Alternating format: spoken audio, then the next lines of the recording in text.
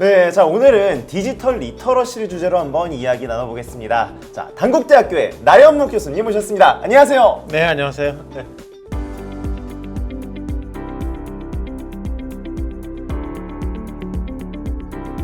네, 우리 시청자분들께 자기소개 한번 부탁드리겠습니다. 네, 안녕하세요. 저는 단국대학교에서 컴퓨터공학과 교수, 소프트웨어융합대학 학장을 맡고 있고요. 그 소프트웨어 AI 분야에서 전국 최대 규모인 한국정보과학회 회장, 그리고 소프트웨어 중심대학 협의회 회장을 맡고 있는 나연묵입니다. 반갑습니다, 교수님. 네, 자 요즘 이제 또 이 디지털 대전환이 일어나면서 코로나19로 디지털 대전환이 일어났잖아요. 네. 자, 그래서 보니까 디지털 기기가 좀 되게 일상화가 많이 되었는데, 자, 그러다 보니까 뭐 사람들이 인공지능이라든지 뭐 이제 그런 기술들에 대해 좀 관심이 많아진 것 같아요.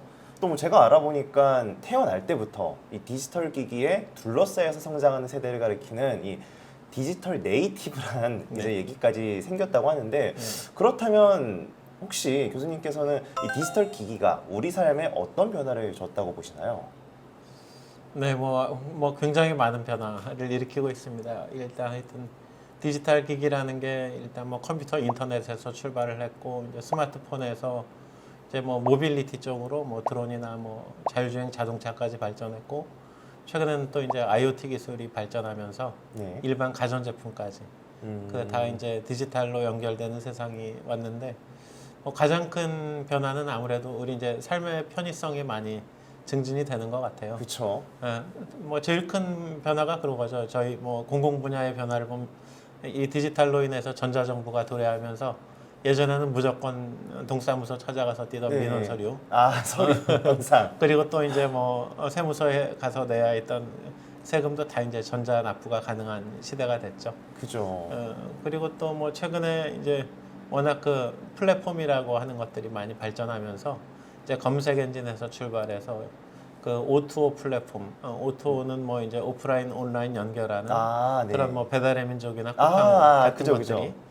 그리고 이제 또 이제 뭐 컨텐츠를 이제 우리가 UCC라고 하죠. 유저 크리에이티브 컨텐츠가 이제 네네네. 발달하면서 유튜브라든지 이제 뭐 또는 이제 뭐 동영상 전문 서비스라는 넷플릭스 같은 그런 이제 OTT 플랫폼들이 이제 일반화됐고, 최근에는 또 뭐 이제 뭐 핀테크도 많이 발전해서 아, 그죠. 이제 은행에 갈 필요도 없잖아요. 다 이제 앉아서 그냥. 네, 스마트폰으로 다 결제가 가능한 편리한 시대가 됐습니다. 그래서 디지털의 최대 뭐 하여튼 혜택은 우리 삶에 굉장히 많은 이제 혜택이 주어지고 있다는 거고, 제가 예전에 그 한 30년 전인가요? 그 네.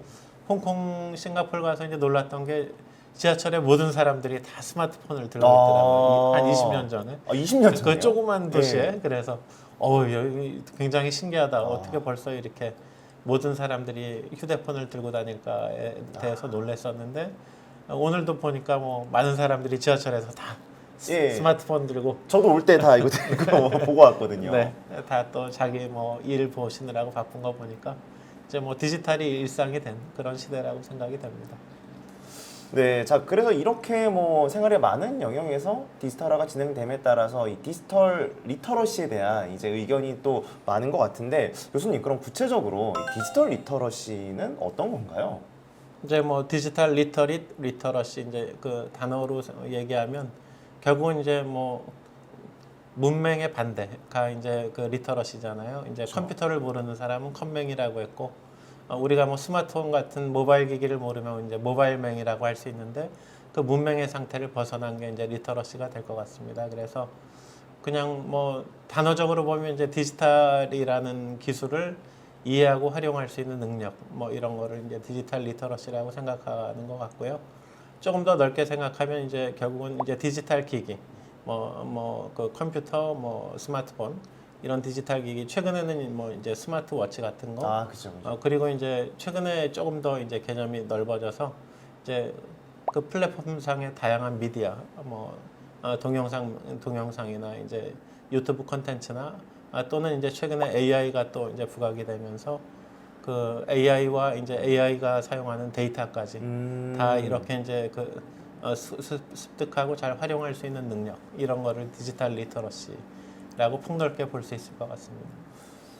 그러면 이제 디지털 리터러시에 대한 또 교육도 요즘 굉장히 많이 각광을 받고 네, 있는데 네, 네. 뭐 초중고등학교 뭐 이제 청소년들이라든지 네, 네, 뭐 네. 대학의 이제 학생들이라든지 예. 뭐 소프트웨어라든지 AI 교육이 이제 굉장히 확대가 되면서 또 디지털 리터러시 교육이 강조가 되고 있는데 네, 네. 그 이유는 어떤 걸까요? 그 디지털 리터러시는 제가 볼 때 한 4단계 정도로 이제 구분이 될 수 아, 있을 것 4단계까지. 같습니다. 네. 그래서 일단 우리가 뭐 이제 교육을 받지 않은 사람도 누구나 이제 스마트폰, 디지털 기기를 가지고서 그냥 그거는 뭐 누구나 이제 잠시 배워서 이제 사용할 수 있잖아요. 그래서 그죠. 그런 이제 디지털 기기를 활용하는 거. 그리고 뭐 누구나 또 뭐 요새 유튜브나 넷플릭스는 보니까 그런 이제 그 온라인 콘텐츠를 이제 미디어를 이제 활용하는 거. 그런 거는 특별한 교육 없이도 할 수 있습니다. 다 그냥 누를 줄만 네네, 하는 네. 거니까. 그런 것들이 이제 그것도 또 이제 뭐 저 실버 세대들은 조금 뭐 어려워하시기도 아, 하는데 맞아요. 네. 최소한 하여튼 누구나 이제 활용할 수 있는 그런 게 1단계 정도 되는 것 같고요. 그리고 이제 그런 단순한 활용이 아니고 이제 그 디지털이나 컴퓨터와 관련된 용어들이 있습니다. 그 주요 이제 컴퓨터와 관련된 용어, 뭐 학습 모델, 뭐 뉴럴 네트워크 이런 이제 주요한 용어들을 이해하고 이제 개념을 이제 이해할 수 있는 거 이런 것들이 아마 2단계 정도 될 수 있을 것 같고 2단계는 아무래도 이제 뭐 컴퓨터라는 분야에 대해서 조금 전문적인 교육을 한 과목이라도 네. 이제 들어야만 이제 관련된 전문 용어를 이해할 수 있거든요. 그래서 그런 이해 용어를 이해하는 정도가 2단계 정도 될 것 같고 그리고 이제 뭐 한 단계 더 이제 간다면은 그 결국은 디지털의 핵심은 이제 컴퓨팅 기술인데 네. 컴퓨팅 기술은 결국은 이제 소프트웨어로 구동이 되고 그래서 소프트웨어를 이제 만들고 소프트웨어를 이제 컴퓨터에서 실행할 수 있는 이제 그런 능력을 우리가 이제 코딩이라고 하고 이제 코딩 앞 단계에서 이제 현실 세계 문제를 어떻게 풀까를 논리적으로 이제 표현하는 거를 우리가 이제 알고리즘이라고 하고 아, 예, 맞아요. 네, 그 맞아요. 알고리즘을 이제 뭐 파이썬이든 C든 특정 프로그래밍 언어를 이용해서 표현한 게 코딩이 됩니다. 그래서 그게 이제 우리 디지털 리터러시로 얘기하자면 쓰기, 라이팅 스킬이 이제 코딩이라고 저는 생각을 하고 그게 3단계 정도 될 것 같고 이제 마지막 단계가 이제 최근에 이제 그 알파고 이후로 AI가 그죠. 큰 세간의 관심을 끌기 시작했고 구글이 이제 텐서플로우라고 하는 그 AI 개발 도구를 오픈하면서 오픈 소스로 공개하면서 AI의 민주화라는 얘기가 나옵니다. 이제 누구나 AI를 활용할 수 있는 도구로서 그게 텐서플로우가 이제 오픈되면서 가능해졌고 그래서 이제 AI를 이용하고 AI를 또 이용하려면 양질의 데이터가 필요합니다. 그래서 AI와 데이터를 이제 활용해서 자기가 원하는 어떤 그 예측 데이터를 뽑아내는 능력 뭐 그런 것들은 이제 아마 예측 기술이 될 것 같은데 그런 것들이 이제 4단계 정도라고 생각이 됩니다. 그래서 그 결국은 디지털 리터러시가 이렇게 이제 활용하는 능력, 이해하는 능력, 쓰는 능력, 그리고 이제 AI 데이터 분석 능력 4단계로 구성이 돼 있다 보니까 최근에 이제 AI 교육은 아마 4단계 정도가 이슈가 된 것 같고 그거는 폭넓게는 이제 이렇게 디지털 리터러시 전반에 걸친 교육이 필요하다로 이렇게 연결이 될 것 같습니다. 네, 그래서 뭐 요즘은 뭐 초등학교 친구들도 뭐 코딩을 배우고 이제 뭐 저 같은 경우는 배우진 않아서 좀 2단계 정도 저는 되는 것 같은데 그렇다면은 이제 또 교수님께서는 뭐 단국대학교에서 네. 소프트웨어 융합대학 이제 학장으로도 계시고 네. 컴퓨터공학과에서 학생들을 또 지도를 하시잖아요. 네. 그럼 교수님께서 이 디지털 리터러시를 조금 더 잘 가르쳐 주기 위해 하는 교육들은 어떤 게 있을까요? 그 뭐 대학교의 경우는 이제 그 전공 학생들은 뭐 다양한 이제 전공 지식을 가르치고 있습니다. 그래서 디지털 리터러시 전반적인 그 뭐 전문적인 용어나 개념 그리고 이제 소프트웨어 코딩 교육, AI 활용 방법, 뭐 데이터 분석 교육 두루두루 이제 전반적으로 진행이 되고 있어서 그 소프트웨어 관련 전공 학생들, 뭐 컴퓨터공학과나 소프트웨어과 학생들은 큰 문제가 없다고 생각을 하고 있고 문제는 이제 비전공 학생들인데 이제 소프트웨어 중심 대학에서는 이런 비전공자에 대한 기본 역량을 강화하기 위해서 소프트웨어 교양 필수 과목을 6학점 이상 교육하도록 의무화하고 있습니다.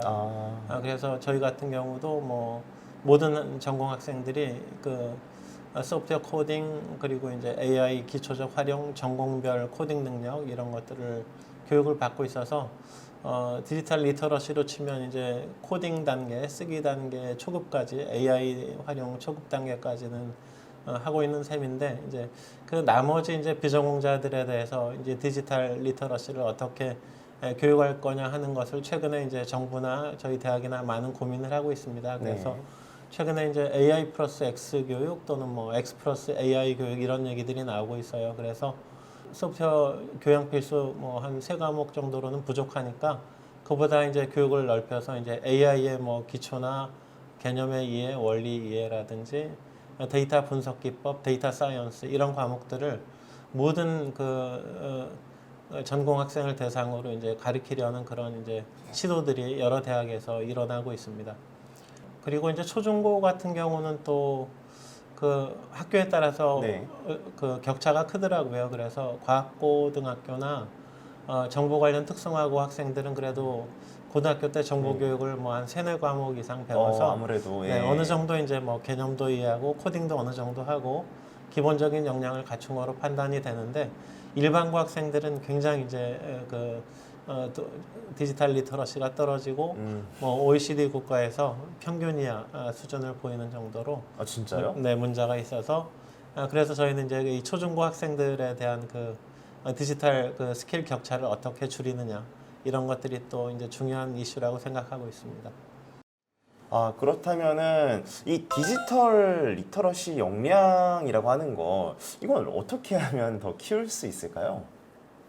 제일 좋은 거는 이제 그 체계적인 교육을 받는 거라고 생각이 되는데 결국 이제 단계적으로 보면 이제 뭐 디지털 미디어를 활용하는 능력도 배워야 되고 거기서 이제 관련된 전문적인 용어나 개념도 이해할 수 있어야 되고 코딩도 배우고 뭐 관련된 알고리즘을 개발하는 능력, AI 데이터를 뭐 이제 그 분석하고 이제 예측하는 능력을 이제 배워야 되는데 그걸 이제 어디서 배울 거냐를 생각해 보면 결국은 이제 교육기관에서 이제 배워야 될 것 같고요. 그래서 초중고는 뭐 이렇게 이제 학교에서 이제 배울 수 네. 있으면 제일 좋고 일반인들은 아무래도 이제 뭐 주민센터나 학원이나 또는 소프트웨어 중심 대학에서 이제 소프트웨어 기초 확산 활동이 있어서 네. 거기서 일반인 대상으로 또는 청소년 대상으로 한 이제 교육들이 진행이 됩니다. 그래서 그런 교육을 통해서 이제 배우시는 게 이제 뭐 한 가지 방안이 될 것 같고 하나 이제 뭐 또 좋은 수단은 최근에 이제 OTT 플랫폼에서 다양한 그런 이제 온라인 교육 내용들이 많이 올라가 있고 네. 그리고 이제 그 교육부에서 진행하고 있는 K-MOOC 같은 그런 이제 무크 교육 과정을 보면은 굉장히 양질의 이제 교육 콘텐츠가 잘 정리가 돼 있습니다. 그런데 제가 볼 때 이제 OTT는 조금 이제 우려가 되는 게 그 경험을 위주로 해서 조금 이제 그 체계성이 떨어지는 상태로 전문성이 떨어지는 네. 상태로 올라온 경우가 많아서 흥미 유발이나 자기가 이제 필요한 부분을 금방 숙지할 수는 있는데 약간 잘못된 이제 난리지를 습득할 가능성이 조금 높은 것 같고요. 왜냐면 정석적인 것보다는 네, 약간 네. 이제 멀어진 걸 네, 배울 수도 그렇죠. 있다. 그런데 이제 대학에서 제공하는 그 무크라든지 그것을 교육부에서 이렇게 이제 선정한 K-MOOC 같은 경우는 네.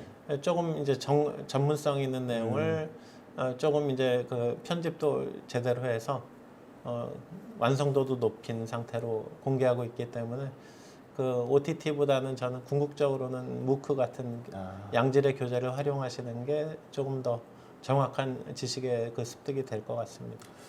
결국 이제 뭔가 체계화된 뭔가 네. 전문성 있는 교육을 네. 통해서 네. 좀 올릴 네. 수 있을 것 같다라고 네. 말씀을 네. 해주셨는데 자 그러면은 교수님께서 뭐 학생들의 디지털 네. 리터러시 역량을 뭐 키워주기 위해 교수님께서 하고 계신 거라든지 약간 좀 구체적으로 실생활에서 우리가 좀 실천해 볼 수 있는 방법으로 추천해 주실 수 있을 만한 게 어떤 게 있을까요? 네, 제일 좋은 방법은 디지털 기기나 뭐 디지털 데이터를 활용하는 그런 이제 다양한 이제 실제적인 문제를 접했을 때 어떤 기술이나 또는 용어가 생소하다면 뭐 구글링 하는 거죠. 우리 구글링이라는 용어가 나왔을 많이 찾아보잖아요. 온라인 검색 기술이 워낙 발전했기 때문에 이제 그때 이제 구글을 검색해서 이제 모르는 막힌 용어를 이제 이해하고 넘어가는 게 제일 중요할 것 같고, 뭐 또 마찬가지로 이제 뭐 동영상 형태의 그 교육 매체들이 많으니까 이제 뭐 OTT나 이제 무크 플랫폼을 이용해서 거기서 이제 양질의 교육 콘텐츠를 가져와도 되고, 지금은 안방에서 뭐 무크를 통해서는 이제 뭐 일반 대학들도 이제 교육 콘텐츠를 무크로 공개하고 있고, 또 뭐 스탠퍼드 대학의 그 CS에서 잘 나가는 그런 과목들도 다 무크로 이제 접할 수 있기 때문에 얼마든지 우리가 이제 배울 수 있는 기회는 이제 많이 생긴 것 같고, 제일 좋은 거는 이제 초중고 12년간의 교육 과정, 그 K-12라고 하는 12년 교육 네. 과정과 대학교 4년간의 교육 과정을 이제 연속성 있게 소프트웨어 AI 교육을 좀 강화할 필요가 있다라는 생각이 듭니다. 현재는 초중고 그 정보 교육이 뭐 초등학교 17시간, 중학교 34시간에서 총 51시간밖에 안 되고, 이것도 또 이제 연속성도 없이 끊어져 네. 있기 때문에 그 창피한 얘기지만 그 OECD 국가에서 디지털 리터러시 역량이 네. 저희가 평균 이하라는 그 최근에 발표가 있어서, 그래요? 네, 우리가 이제 결국은 IT 강국이라고 얘기하는데 네. 휴대폰은 누구나 들고 있고, 그렇죠. 그다음에 이제 뭐 그 무선 통신, 모바일 통신이 잘 발달해서 어디서나 이제 휴대폰을 통화를 할 수 있는 그런 정보 인프라는 좋은데, 정작 이제 이 디지털 리터러시나 용어에 대한 이해나 코딩 능력은 떨어진다는 거죠. 그래서 초중고 그 2022년 그 교육과정 개편에서 정보 교육을 강화하자라는 그런 그 의견들이 많이 나오고 있습니다. 그리고 대학교도 이제 대학교 4년도 아까 말씀드린 그 비전공자 문제가 조금 심각하기 때문에 그 비전공자들도 이제 소프트웨어 교양 필수나 전공 교육을 좀 강화할 필요가 있고, 그래서 교양 필수 전공 기초 또는 이제 최근에 많은 대학들이 AI 플러스 X 또는 뭐 X 플러스 AI 이런 얘기를 하고 있는 게 뭐냐면, 모든 전공 학생들한테 소프트웨어나 AI를 적어도 부전공이나 마이크로 전공 정도로 이렇게 배울 수 있게. 예, 필수적으로 배울 예. 수 있게 하자라는 그런 생각들을 하고 계신 것 같아요. 결국 좀 역시 체계적인 교육, 그리고 좀 우리의 관심이 좀 있어야 많이 배울 수 있는 것 같은데, 그럼 교수님께서 이제 생각하시는 이 시대의 디지털 인재란 어떤 거라고 생각하세요? 그 디지털이라는 그 뭐 이제 개념을 완전히 습득하고 숙지하고 이해하고, 그리고 이제 활용해서 뭐 기본적으로는 자기 삶의 편의를 최대한 이제 그 그렇죠. 높일 수 있는 이제 그런 사람이 돼야 되고, 가장 중요한 건 이제 인재라는 말을 할 수 있기 위해서는 그 자기가 이제 날리지 워커가 되는 거죠. 디지털 기술을 이용해서 그것을 이제 그 AI나 뭐 데이터를 철저히 잘 이제 분석하고 이용해서 남들보다 더 생산성을 높일 수 있는 조직에서 그 디지털 기술을 이용해서 조직에 필요한 어떤 그 문제점을 해결하고 조직의 발전에 기여할 수 있는 높은 생산성을 지닌 그런 사람들이 이제 제대로 된 디지털 인재라고 생각이 됩니다. 그 최근에 그 소프트웨어 산업협회 그 발표에 따르면 네. 그 디지털 전환이 굉장히 급속히 이루어지는 걸 알 수가 있는데, 매달 500개 일반 기업, 소프트웨어 기업이 아닌 일반 기업, 현대자동차나 네네. 뭐 이런 그 모비스나 일반 기업들이 소프트웨어 산업 업체라고 등록을 하고 있다고 해요. 그러니까 매달 일반 기업 500개가 소프트웨어 기업으로 등록을 하고 매년 6,000개 기업이 소프트웨어 기업으로 이제 전환되고 있다는 거죠. 이 얘기는 결국은 산업에서 소프트웨어나 AI 역량이 이제 완전히 이제 기본 역량으로 요구가 될 거라는 것이고, 그런 관점에서 봤을 때는 이 뭐 디지털 전환에서 모든 사회, 산업이 다 디지털로 전환되고 있으니까 디지털 리터러시나 코딩 역량이나 AI 데이터의 어떤 분석 능력을 습득하는 것은 디지털 시대를 살아가기 위한 이제 필수 역량이다라고 생각할 수 있을 것 같습니다. 굉장히 멀고 너무 많은 것처럼 많이 느껴지는데, 그럼 우리 교수님 마지막으로 우리 이제 디지털 인재를 꿈꾸는 이제 우리 학생들이라든지 아니면 또 따라잡는 뭐 세대라든지 이런 분들께 마지막 한 말씀 부탁드릴게요. 그 뭐 디지털 네이티브 젊은 세대들은 뭐 우리가 뭐 시키지 않아도 이제 디지털 기기에는 굉장히 능숙하게 잘 활용하는 것 같습니다.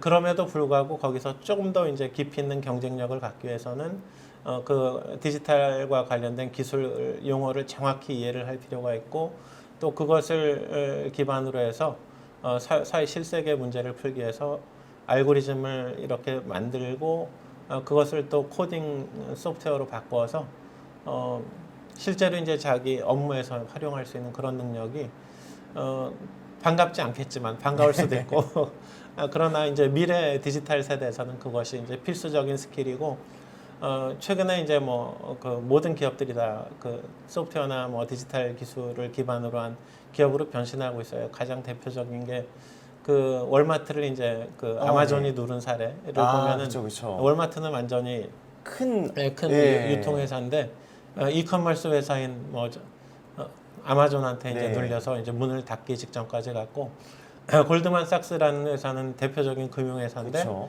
골드만삭스도 현재 자기네는 디지털 기업이다, 아. 클라우드 기업이다라고 어나운스했습니다. 그래서 하여튼 그 본 디지털 세대는 앞으로 이제 미래가 이렇게 디지털 기반으로 흘러갈 것이기 때문에 디지털 기기의 어떤 그 활용이나 뭐 요즘 젊은 학생들 보면 남학생들 다 게임에 빠져 있는데 이제 그런 거는 이제 활용과 시간 소모라고 보고 그거보다는 좀 더 깊이 있게 학문적인 이해를 통해서 AI 데이터 분석 능력까지 그 확보를 해야만 미래 사회에서 경쟁력이 있을 거라고 보고요.